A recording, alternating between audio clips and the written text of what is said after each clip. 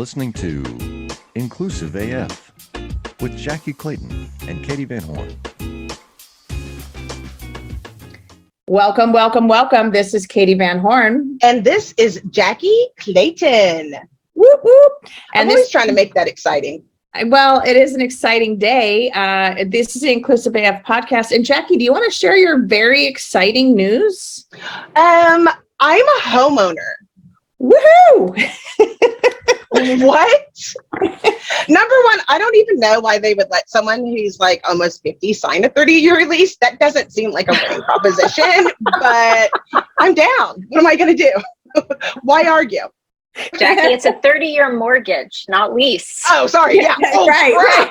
Now I'm really screwed. Yep. Yeah. So very exciting day today. Jackye got her keys yesterday, so that's awesome. And we have an amazing guest today. We can call her Jackye's boss, but I don't even know like that first is our lead in. Let's start with this question. What do you think about your VP of PA and DEI? If you could just tell the people. We're going to do Jackye's performance review on this podcast. That's amazing. Actually, we're due for it. So, and it'll go with the theme of what we're talking about. So it's going to work out perfectly. So, Kieran, would love for you to introduce yourself and say whatever you'd like to share. Sure. My name is Kieran Snyder. I'm the CEO and co-founder of Textio. I am Jackye's boss. I was so excited when she joined almost a year ago now, Jackye. I know. You're coming up in that 1 year. I use she, her pronouns. I live in Seattle. I have 3 girls in middle school, so life is not too boring right now. And little known fact, Jackye knows this fact, but maybe Katie doesn't know this fact. Maybe you do. My co-founder is also my spouse. So we founded Textio together. I know. Amazing. And we still like each other. And we still like each other, like quite a bit. So it works out. That's awesome. That's perfect. So you're in Seattle. I'm in Arizona, but I feel like I'm in Seattle right now because it's been rainy for like the last week with monsoons. So we got woken up last night at like 1:30 in the morning with thunder and lightning. And I'm like, no, it's Arizona. We need to ease up on that. I don't do humidity. Arizona has this whole magazine called Arizona Sunsets. Do you know it? I do, yes. Don't ask why I know that. That'll be a different podcast. But yes, absolutely. And we do have some great sunsets here, so it works out perfectly. So Kieran, we would love to start off, you kind of just shared a little bit about, your spouse being your co-founder, but would love to hear the origin story of Textio and kind of what prompted you to start Textio. Yeah. Okay. How deep into my psyche do we want to go here? I'll go medium deep. You can direct me shallower. Yeah. Basically, my whole life has been about language and math, like forever. So my dad, who is in his 80s, is still running his small electrical engineering company. I think he will do it until he can no longer do it. So he was an engineer, and my mother was a writer. And so I grew up to be an engineer and a writer, like very much the two, and studied linguistics and math in college. And then I got my PhD in natural language processing. And never intended to work in technology. I swear this will get to Textio, but I never intended to work in technology. But when I finished my PhD, I realized for the first time in my life, I didn't want an academic job. And that's all I had thought I ever wanted. I got some job offers and I turned them down, which you do not do in academia. And I spent a year writing and totally running out of money. So I am a year out of my PhD. I am broke. I need a job. And I had a friend who was at Microsoft at the time who said, you should come work here. We're hiring people like you. And I was like, no, hate all those people. Not interested in working in technology. Like I'd been coding since I was a little kid. And he was like, but you said you needed a job. And I was like, that is true. So I took the job and I thought I would be there for 1 year, but it turns out I fell in love with software, like really fell in love with software. And got to do some amazing things when I was at Microsoft, and I felt really inspired by the impact I got to have. You know, in academia, I wrote a dissertation, maybe 200 people read it. I felt a little bit like I was in an ivory tower. And then I went to this world where 1 billion people used what I made. And so I got really inspired and motivated by that. And I was there for about 9 years. So I stayed much longer than the one I intended.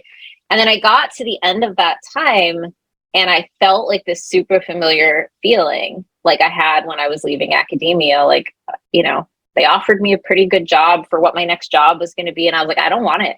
Like, I don't want it. I don't know why. I don't know what I want to do. It was just like when I left academia. And at that time, where my whole career had been on the language side of the house, you know, I worked in search for a really long time, always in machine learning, natural language processing. Jensen, who is the other founder of Textio, had been building this career around user experience. You know, 3 times he led the design and implementation of billion-person user experiences, right? He invented, with our VP of UX, he invented the first UI for email ever, which became Outlook, and then the Office ribbon and Windows Surface UI. And so we were really talking about the future of writing and writing software and trying to figure something out in that space. And as that was happening, I was super bored in my end days corporate job, and I was publishing quite a bit about language and bias. And I had a little piece on performance feedback that went viral in Fortune, and then wrote a bunch of other pieces related to resumes and job descriptions and why women were leaving the technology industry. And then we put all the pieces together, and it really became Textio. So, you know, a lot of the intent behind the company was to take this power in language and data and use it to help people say what they really intended to say. With all of what Jensen brought around making a user experience that you didn't need to be a data scientist to use, that just regular everyday people could use and feel really powerful. So that's my origin story and a little bit of Textio's. Awesome. Superhero, super villain, you decide. Superhero for sure. So I think back to the first time I was exposed to Textio and just the like, holy crap, this is so cool that we're actually able to look at language in a very different way and determine what is going to get more eyes on it, more people engaged in a job posting, more people that we hadn't seen before, and how great that was. And I think that's, you know, obviously that's the whole concept, but even, you know, looking at different countries. And so, you know, once I was on my own doing consulting, I had a few clients that used Textio, and seeing how that played out across the world also was so neat to kind of see those language differentiators, you know, in Germany versus in the US or wherever. So it was just really, really neat. So I'm obviously a huge fan. I think Jackye might be as well. Little bit. I even like, it was funny when I woke up this morning, I was like, why was this a good idea? Like, we're having my boss on the podcast. I love your podcast. How did this do? I was like, oh my gosh. And then I was just kind of like, you know, I'm sharing my boss with the world, you know, but I'm so grateful, always have been a fan. In fact, I've known Kieran for a number of years. I look back at, it makes me laugh now. It was on, I forget the website, but Kieran was doing an Ask Me Anything. It was Product Hunt. Yeah. And it's still there from 2000, like from like 7 years ago. And it's like, is this going to help with diversity and inclusion? It's me asking Kieran. And now it's like hilarious to think like, well, yeah, duh. And me like being like, oh, so I'm so cool. Watch this. Ask me anything. Okay. Here's a question. Batty. Try to do that. And coming full circle. But I think what's interesting about Kieran's story too, which I always crack up about, is having the understanding of your background and knowing it's doing it for good, but then also being part of these massive things. Like I love my job, but I sit in awe of them knowing the knowledge that they bring to the table. And I remember saying to Kieran, oh my gosh, you worked on spell check. Like, I'm just like, my eyes are this big. And Kieran is like, what? People can't spell. I was like, oh yeah, I guess, yeah. They still can't. They They still probably made it worse with spell check. What Jackye doesn't know is I felt okay. That peeling back the curtain a little, like, so Jackye, when she asked me that question, doesn't know I was already a fan of hers and tracking all of the writing she was doing. I don't remember if you were at Recruiting Daily yet at that time, but it was like pretty similar time frame. And I've been like on the down low watching Jackie's content for years. And last summer, about 13 months ago now, when I knew we were going to be hiring for this role, I was like, would she consider it? Wouldn't she consider it? I was like that shy kid, like, do I make the call? And I cold sourced Jackye Clayton. And she was like, by the way, showing I have some TA chops, I cold sourced Jackye Clayton. And she was like, actually, yes, let's talk. And I was like, I said to one of Jackie's peers who leads our HR function, I was like, she answered. We're in, this is happening. I felt so excited when Jackye joined us because at Textio specifically, having somebody who sits at the intersection of talent and DEI, who I think is one of the best people in the country doing this work, leading our internal systems and processes, is the way we stay aligned with our product, our messaging, and our internals at the same time. So like, it's a beautiful friendship. And now we're here. Aww. And I'll tell you on the other end of that, Kieran, when you did reach out to her, she, I think, immediately reached out to me and a few of our other friends, like, oh my God, Kieran Snyder. Yeah, we're holding ourselves up like, holy moly, it's gone back. I love that. Well, that means like Katie and our VP of HR, Sandy, should hang out. They probably have good stories. That's right. Absolutely. So recently you published some new research and I want to dig in on that because I think, as we are talking about diversity and kind of some of these topics that we know have been talked about, as you mentioned, kind of the article, it was like 2013, 2014 that you published around, reviews and how reviews are done and the gender bias that shows up and some of these other things that we're now unpacking around it. I think the part that I love about the research that you've done is that it digs in further than just gender, which I think is, kind of another layer of the onion, if you will, that people haven't dug into yet. And so would love to have you just share, kind of tell us a little bit about the research, how, what you found, what were some ahas for you? Yeah. So, this was so much more comprehensive than what I did in 2014. And of course, we had the whole power of Textio's team collaborating on this one. 2014, I was toiling in isolation, and that was not the case this time.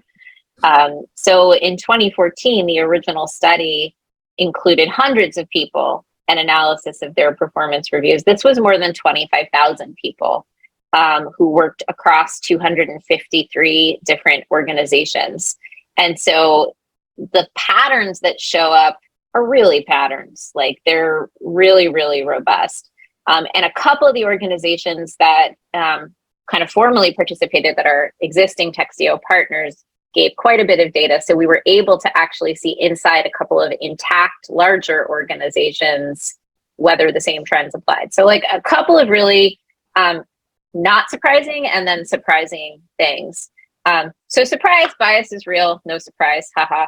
Right, as we look into it, when you see that, compared to men, women are 7 times more likely to be described as opinionated or 11 times more likely to be described as abrasive. That was pretty consistent with what I had found previously. But as you say, when you layer in other dimensions like race and age, you find just vast differences. Like Black and Latinx people report being described as passionate more than twice as often. Well, is that always a good thing in the workplace setting? It's actually often a euphemism for like, okay, you're talking too much. right? And so you see things like that show up, or that Black men receive a third less feedback than white women on average, or that Black women receive nearly 9 times as much feedback that isn't actionable, compared to white men under 40 especially. So you start seeing these patterns. And I think the thing that was most surprising to me, and in like kind of a sad way, was how much is not different than in 2014. Because in between now and then, a lot of stuff has happened in the world, right? Like the rise of the Me Too movement, the spotlight on the Black Lives Matter movement. Like you have more people, I think, taking this more seriously, at least at a theoretical level. Like you have more people who have more awareness than they had before. And yet it's not showing up in the patterns because they're so deep. They're not conscious most of the time. And so it's really, really striking. So I don't know, it's a whirlwind tour. There's a lot we could dive into there, but not much has changed in the last decade. Yeah, I think that's the aha. Just when I was going through it, it was like, this is the same report so we were part of the Climate Institute work that was done in 2015. And, and it's the same messages around gender and, the ambitious versus aggressive and some of these things that came up. But I do want to ask a question and, kind of leading the witness here a little bit. So you mentioned that, Black men don't get feedback. Why is that a problem? What does it really take to lead with impact in today's ever-evolving world? Welcome to Inside the C-Suite, the podcast where influence, energy, innovation, and empathy converge. Hi, I'm Christy Honeycutt, your host. Join me as I sit down with the boldest voices in leadership, visionaries who are not just making decisions, but making a difference. In every episode, we explore the heart of leadership. How do high-performing leaders harness their energy? How do they lead with empathy without losing their edge? How do they turn disruption into innovation and pressure into purpose? You'll hear unfiltered stories of adversity, resilience, and the raw moments that shaped true influence. This isn't about perfection. It's about presence, passion, and the energetic exchange that fuels transformation. Inside the C-Suite is your invitation to lead from a deeper place, with intention, connection, and courage. If you're ready to go beyond the surface and unlock what really moves leaders to action, hit subscribe and step inside. You can find us wherever you get your podcast fix. Inside the C-Suite, well, we're an energetic exchange. Let's lead with influence, live with energy, and create with empathy. Well, it's really interesting when you look at quality of feedback by demographic group over long periods of time, there is a direct correlation with pay. So the groups of people really who get the highest quality and highest volume of feedback tend to also be the people who get paid the most. And you could argue like chicken and egg here, but I think a lot of talent management practitioners have kind of maintained for years that there is a relationship between quality of feedback and growth. And of course there is. If you're not getting constructive feedback regularly, you're at a disadvantage. And it turns out that disadvantage magnifies over time into homogenous leadership teams, pay disparities. And so one of the reasons I'm so excited about the language side of it is it's a chance to get upstream of the outcomes. If you can help interrupt that bias when it's subtle and early, and it's about, whether somebody is described as a go-getter or not, then you have a chance to preempt the real disparities that have such socioeconomic problems associated with them later. It's a leading indicator, right? And how many leading indicators like this do we get that we can really disrupt early? That's why I am so excited about language as a space, because you really can make outcomes more equitable over time. I think when you look at it, other thing that was really interesting is that a lot of people picked up on it and wanted to share what we had found, but picked a different quote for the headline. I just found that fascinating. Like Fortune's headline is different than Essence Magazine's headline, like all of the different ones that people picked up on, which just said that it just spoke to everyone in a little bit of a different way. And that's the whole point. Like what stands out in this language. People read and take those things in a different way. And it's so important because people talk about unconscious bias, but they're only dealing with the conscious bias, like in the day-to-day, like, oh, I need to make sure I don't talk down to this person or whatever. It's like, no, that's fully conscious. When you're writing your 16th review and it's 10 o'clock on a Friday night, you really, really want to do good. But I always say it looks like the back of a yearbook where it's like, oh, stay cool, have a nice summer, you're awesome. Like, you want to say the things, but you can be tired and overwhelmed with all of the feedback that you're giving. And this is like so helpful in that, because I think in my experience, at least, a lot of the feedback is like that, where it's really unconscious. You're really trying to tell them they're doing a good job.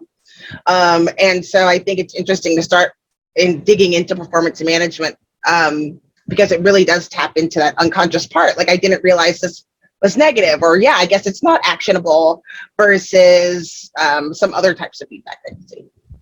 Yeah, and I think like one of the things that was most striking to me is that even when people are giving what they believe to be positive feedback, like these are, employees that their managers are trying to celebrate, the kinds of positive feedback that show up itself has bias in it. When people are writing their, 16th review and they're fatigued and they're like, I'm just going to give the positives now, even that has discrepancies, right? So when you see that Asian men are described as brilliant or geniuses more than 6.5 times more often than Black or Latinx women, it's not to say that managers don't believe that they're giving Black and Latinx women positive feedback. They're calling them overachievers, right? Like, that's comparable to being a genius. It actually is like the weirdest backhanded compliment. It's like, you did a good job, even though my expectations were pretty low. And so even in the places where managers think they're being positive, there are disparities. And of course, both of those are terrible kinds of feedback to give because they're not actually constructive or actionable in any way, right? So that's the thing that's interesting. And you're right, there is a little something for everyone in it. Like, everybody who covered the piece pulled out insights that were most interesting to kind of their area of study or their demographic, because the discrepancies are all over the data. Yeah, to that point, and I think the piece that always came up, and Jackye, you mentioned it kind of, it's the how many times I heard from managers like, oh, I copied and pasted on every review because it's a 16-page review, or and we've all seen those reviews that you're like, who wrote this and thought it was a good idea to have like a 10-page review that a manager had to fill out, because no one's doing that. And so, how do you actually think about the review process differently, completely, to actually make sure it is actionable feedback, all of these things. And the other one, that it's the keep doing what you're doing a great job. And then back to your point on the compensation. Okay, well, if I'm doing such a great job and I should keep doing what I'm doing, where's the money? Where is that promotion? Where is that comp? All those things. But the other piece that I would say, and I love that you put this in here, is, a couple things about just examples of what is good feedback, what's exaggerated feedback, how do you have actionable feedback? Like, give people examples and concrete ways to think about this differently. Because I think that's the other piece, that it might not be it is unconscious. So there isn't I'm going to try and write this vaguely or not give people, what they need, but giving an example of, what is actionable and not actionable, so people can use that and actually write it in the right way in the future. That's how we start to see change as well, which is fantastic. So I love that. He just went totally on mute. Boom, done. I'm done talking now. No, I'm just kidding. It's like mic drop. Yeah. Yeah, exactly. I'd say Boom, about that. done. Yeah. I'm out of here. Well, I keep going because I've already read it, but I like keep going back, and this is such good information and such, it's such good content, and it's stuff that everyone should be reading this. And so, whatever we can highlight, whatever we can do to bring this across every leader's desk to say, even just if you skim through and get the highlights, there's some really critical stuff that you need to know. So what's next research wise? What are you working on now? I don't think we're done with this. I Okay. mean, I don't think we're done with this. Like, I think we've honestly just scratched the surface. One of the things I'm most interested in is seeing how many of these, like, there are some patterns that transcend particular organizations. That's true. There are some patterns that are just culturally deeper. But we also know on the recruiting side, from everything we've done, that organizations do have distinct communication cultures as well. And so starting to understand with organizations what's going on inside. And, when you're talking about an intact organization, there are clear people who are accountable to changing the reality. When you talk about like broad society, like, are we all accountable? Is no one accountable? But like in an organization, it's someone's job. And so I'm really interested in seeing what's happening in organizations. So simple example that shows up in the data, one of the areas where there's wide disparity from company to company is just volume of written feedback. No surprise, like some teams have a norm of writing a lot and some don't. So in some cases, you'll see employees have an average of 300 words of feedback. And in some cases, you'll see 2,000 words of feedback. And that seems kind of like an innocuous distinction, but the more people write, the more opportunity there is to observe these differences. Doesn't mean the differences aren't there in the cultures that are writing less. It means it's harder to detect. And so when you ask people to get thoughtful and write out their feedback, it's actually going to be more helpful in terms of addressing inequities, because people have the opportunity to get coaching. Like, I'm all about the coaching. Like, part of the premise of Textio's software is that it's almost like a private coach for everybody who's writing. So they have a chance to do better before they publish something. And so to me, when I think about the performance feedback space, every manager needs this kind of coaching. How many billions of dollars are spent on trying to train managers to give good feedback every year? Like, a lot. And so I'm really interested in some of these interventions that individual organizations can take to see if they can change some of the patterns across their data set. And I think we're so early in that journey. There are very few organizations that are thinking about this kind of intervention. And when you see this kind of data, it can help as a people or DEI leader, like, okay, here's where I need to focus. Our marketing organization's really struggling. I'm going to spend my time there this year. Or we have a big problem with employees over 40 not being given growth opportunities. I'm going to spend my time there this year. So I think that the next frontier is organizations getting self-critical and really diving into their own data. You're right. I always thought it was weird when I would give people, when I was coaching organizations on how to like build a new strategy for diversity, from diverse communities as they were looking for people, they would always say, but what am I supposed to say? And I'd always be like, dude, really? Like, now, like, we just spent, a month finding the where we need to look and the people that we're looking for, and now you don't know how to communicate with them. And that all boils down to it. I think it's nice to have the micro learning where you are, instead of, oh, I'm going to go to this weekend class and then I'm going to go back to work and then look for examples, and then, oh, I feel like I'm a good person and maybe I forgot. And then, but this is different, where it's like, okay, that sentence right there, let's work on that to make that sentence better, or do this to make this better, because we don't retain. And so I think it's a big difference to have those micro learnings right where you are, so you know exactly what that you might need to enhance or modify to make sure that you're getting your point across, which is different than sitting in a class. Learnings. I haven't heard that phrase before, but I really love that as kind of the antidote to microaggressions. It's really interesting. Yeah. We did it at brand camp last week. Can't wait to tell you about brand camp. I can't wait to hear about it. I can't wait to hear about it. But I like micro learnings. I think It's all about the coaching. And the other like concept I think of in this space is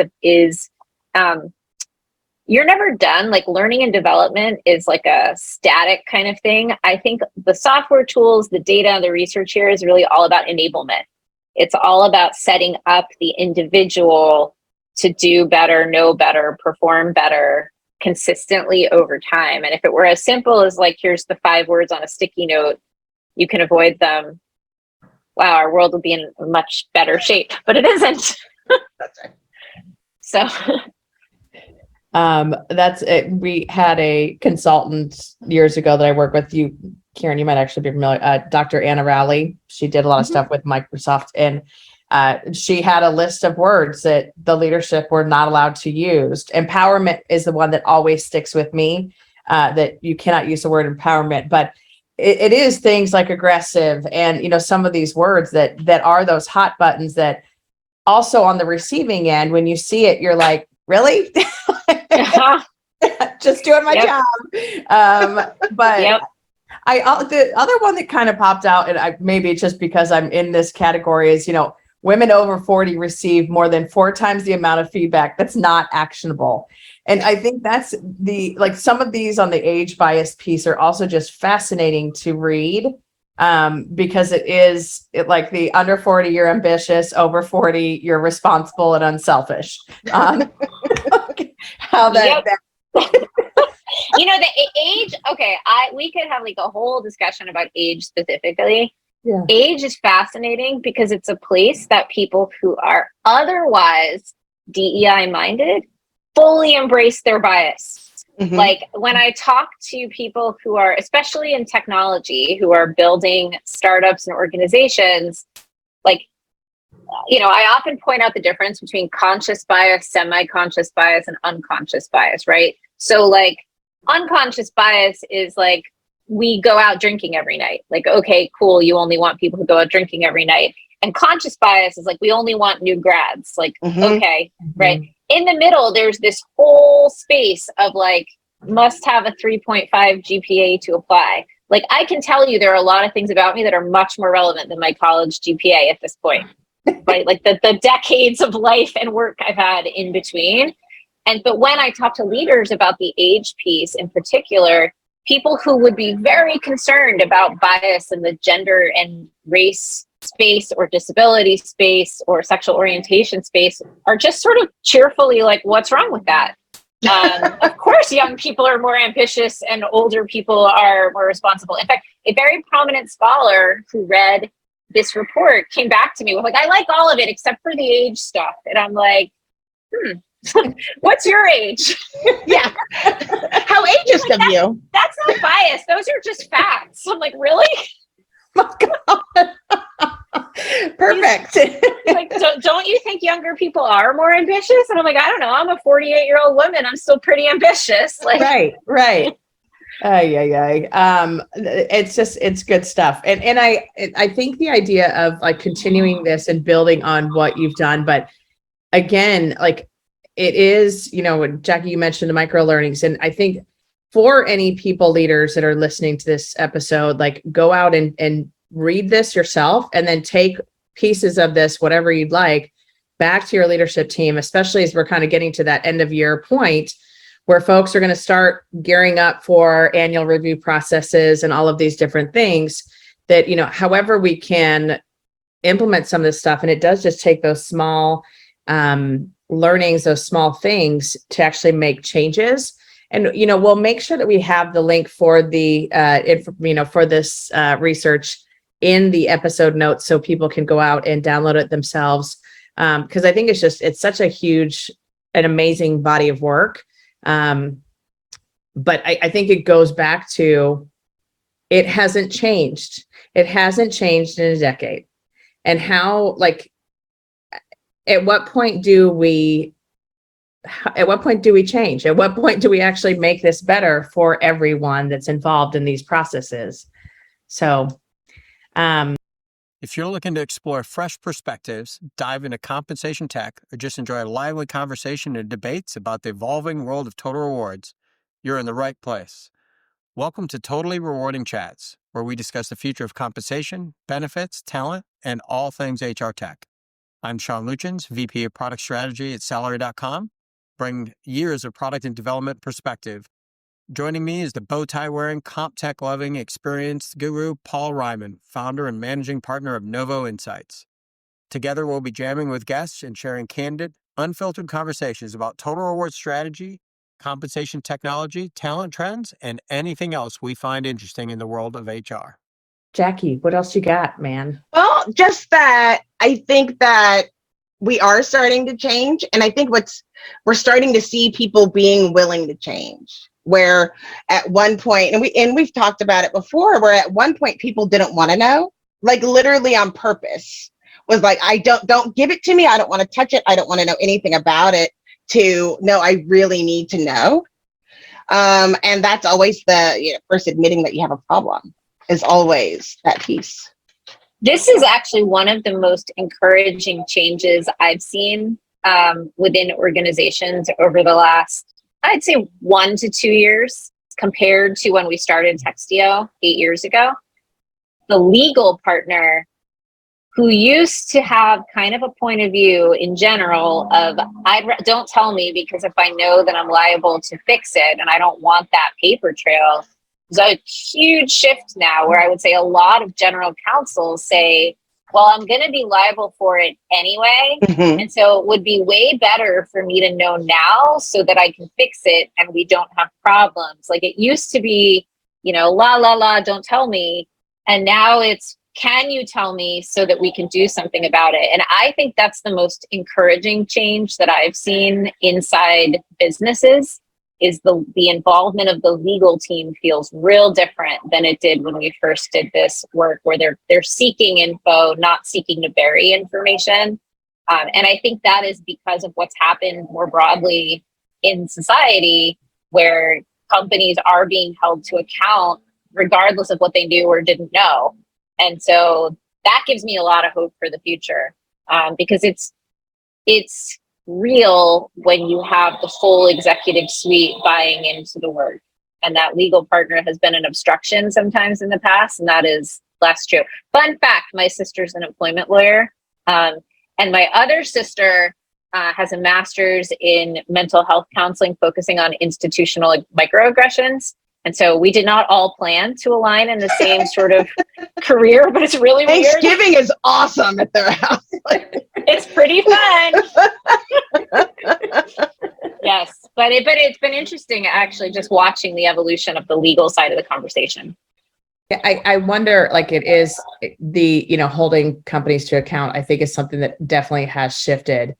And I do wonder where that goes next. But we just had a guest on a couple weeks ago, Erica Hines, and she was talking about some researches she's doing around Black women thriving.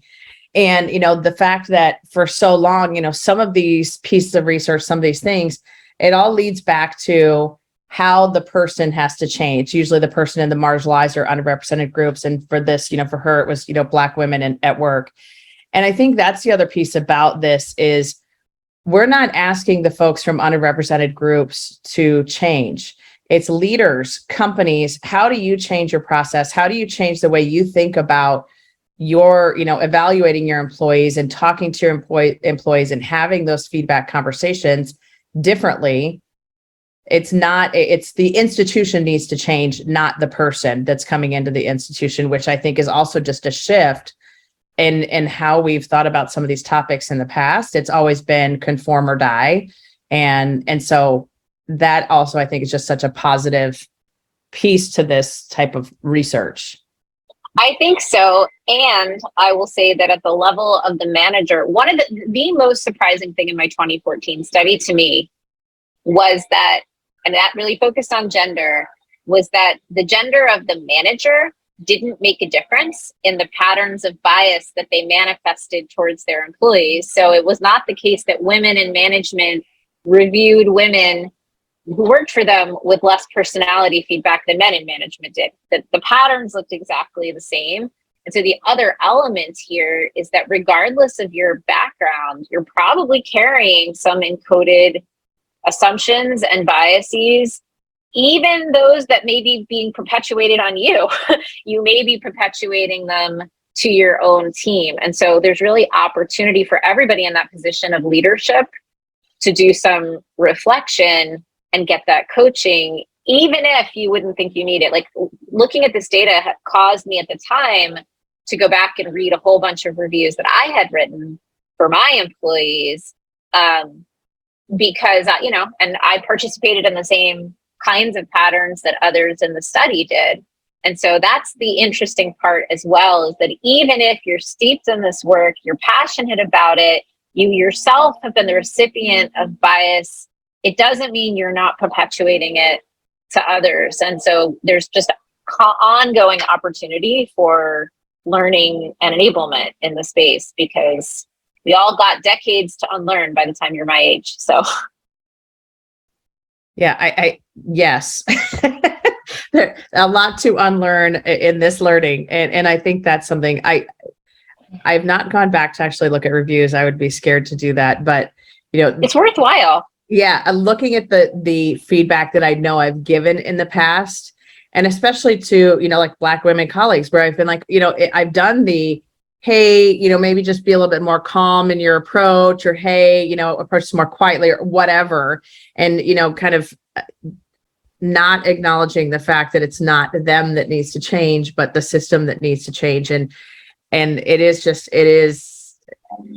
good to reflect on these things, and, once you know better, do better kind of thing. So what we'd like to do at the end of each episode is just talk a little bit about kind of what information, what piece of the conversation we want to make sure our listeners hear, and make sure they take with them kind of moving forward in their day after they hear this episode. So would love for you to go first and share kind of what one thing do you want to make sure our listeners heard? I think that you are, for your best intentions, carrying a bunch of highly encoded biases and assumptions about the people that you're working with. And I'm a software girl, so I'm always a believer that software is a scalable way to help people do better. Even if you're not using software, it's sure better to ask for a second opinion than not to. Like, it's sure better to make sure you're getting other perspectives on high value communication, because you're probably perpetuating messages that you are not intending to, even in conversation that doesn't feel heavy to you. And the more significant the conversation, like a performance review is a pretty significant document in someone's lives, the more important it is that you get your biases checked however you can. So that's my number one. Awesome. Thank you. Love Jackye. that. Well, number one, my bias is that my boss is cooler than your boss. That's everyone who's listening, the millions Okay, of people. That's my bias. I'm not telling Tosh. Don't tell your boss. No, not yours. Tosh, if you're listening, No, not you, Tosh. I don't mean it. Okay, no, absolutely not. But I do. And the other part to remember is people don't change who they are. They change where they are.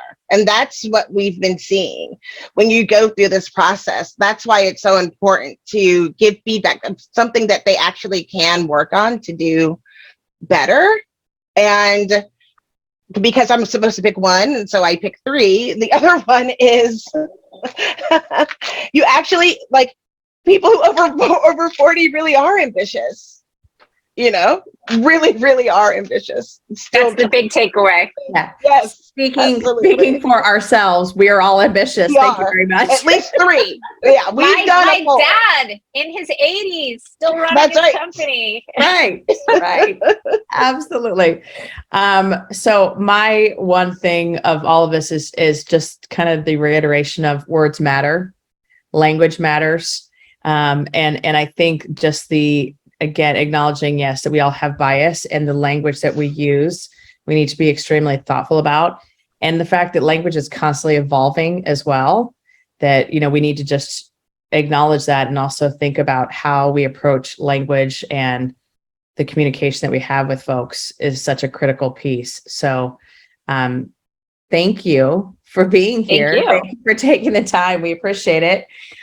Do you want to finish up Jackye's review after we stop recording, or do you want to go ahead and I feel a little nervous. I think we're good, but thank you for having me. This was super fun. Of course. Absolutely. All right. Well, this is Katie Van Horn. And this is Jackye Clayton. Bye. Bye.